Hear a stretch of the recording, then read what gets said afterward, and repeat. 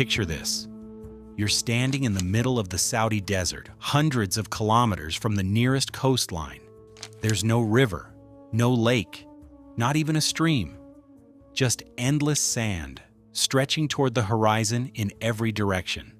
Yet nearby, someone turns on a kitchen tap, and crystal clear drinking water begins to flow. That water didn't come from underground. It didn't fall as rain. It began its journey in the Red Sea, hundreds of kilometers away, before traveling across one of the harshest landscapes on Earth through what is essentially an artificial river made entirely of steel. And strangely enough, the pipeline itself isn't the most impressive part of this story, because what Saudi Arabia has really built isn't just a water network, it's a system that allows millions of people to live in places where nature never intended permanent cities to exist. Today, we're going to discover how engineers turned seawater into drinking water, why transporting it across an entire country is far more difficult than it sounds, and why this invisible river may be one of the most important engineering achievements of the modern world. Before we can understand how the system works, we first need to understand why it had to be built in the first place. Saudi Arabia is one of the driest countries on Earth. More than 95% of its land is desert. Average annual rainfall is less than 100 millimeters, while summer temperatures regularly climb above 45 degrees Celsius.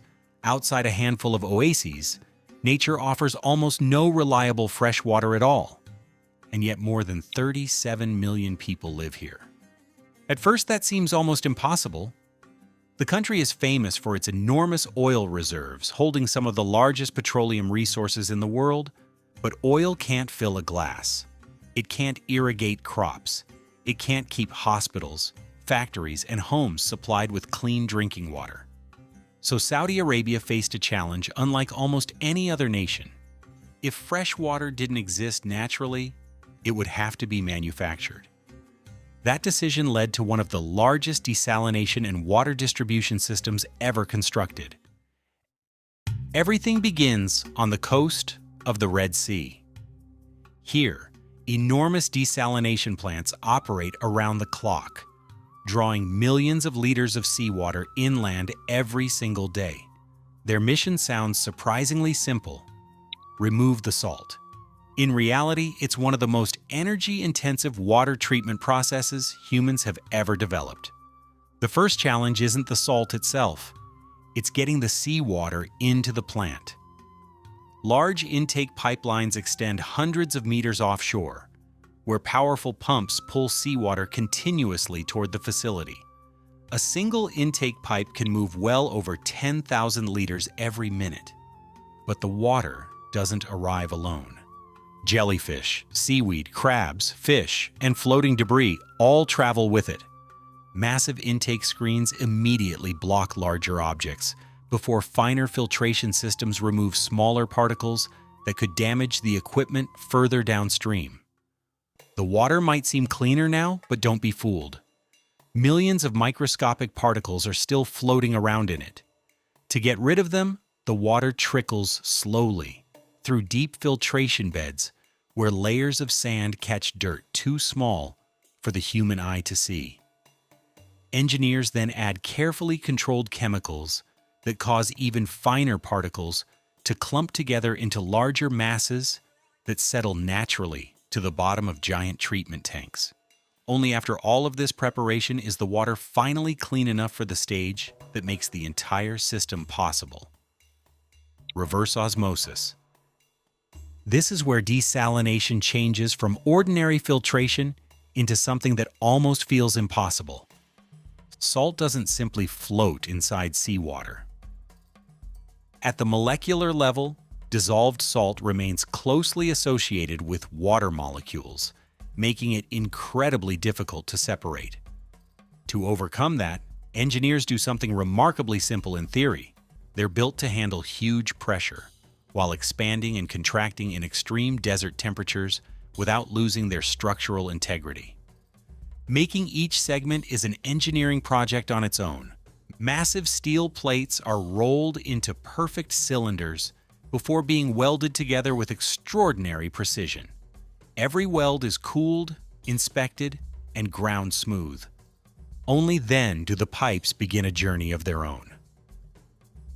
Hundreds of kilometers away, construction teams prepare the route that will eventually carry water across the desert. Surveyors map the landscape long before a single pipe is laid, using GPS, terrain models, and geological data to avoid unstable soil, shifting sand, and erosion-prone areas. In mountainous regions, excavators aren't enough. Engineers sometimes use carefully controlled explosions to carve trenches directly into solid rock. Once the route is ready, a carefully prepared layer of fine sand is spread along the bottom of each trench. That may sound like a small detail, but it's essential. Without this protective bedding, tiny pressure points could slowly damage the pipe over years of operation. Installation itself becomes an extraordinary display of coordination. A number of side boom cranes lift the entire welded section simultaneously, lowering hundreds of tons of steel into the trench in perfect balance. The hydraulic alignment systems in each joint keep the pipe perfectly aligned, and automated welding equipment permanently fuses the sections together. Every single weld is then inspected using ultrasonic testing to make sure no hidden defects remain buried underground. On average, construction advances only about 1.5 kilometers each day. That might not sound particularly fast until you remember this network stretches for thousands of kilometers across one of the harshest environments on Earth. And none of it would matter without one final ingredient: energy. Producing fresh water from seawater requires enormous amounts of electricity. Every liter delivered to homes, hospitals, schools, and businesses has already consumed energy long before it reaches a kitchen tap. That's one reason desalinated water costs dramatically more than water supplied naturally by rivers or lakes. In countries blessed with abundant fresh water, gravity often does much of the work. Saudi Arabia doesn't have that luxury. Instead, it relies on engineering to replace what nature never provided. When someone opens a faucet in Riyadh or another city deep inside the desert, they're seeing the final step in a journey that began hundreds of kilometers away in the Red Sea. The water has been pumped from the ocean, filtered, pressurized, forced through microscopic membranes, remineralized, and transported across an entire nation before finally arriving in a glass. It's an invisible journey that most people never think about, but without it, modern Saudi Arabia simply couldn't exist in its current form. And perhaps that's the most remarkable part of this entire story. This isn't really about desalination. It isn't even about pipelines. It's about humanity's ability to overcome one of nature's greatest limitations. For thousands of years, civilizations were forced to grow wherever fresh water happened to exist. Today, engineering is beginning to reverse that relationship. Instead of cities following water, water can now follow cities.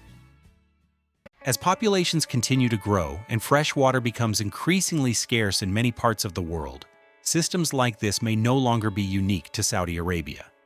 They could become part of the future of modern civilization itself. What do you think? Could large-scale desalination eventually become one of the world's most important technologies? Or do you believe there are better long-term solutions to global water shortages? Let me know in the comments. And if you enjoyed this video, don't forget to like and subscribe for more stories about engineering, megaprojects, and the breakthrough technologies shaping our future. Thanks for watching, and I'll see you in the next one.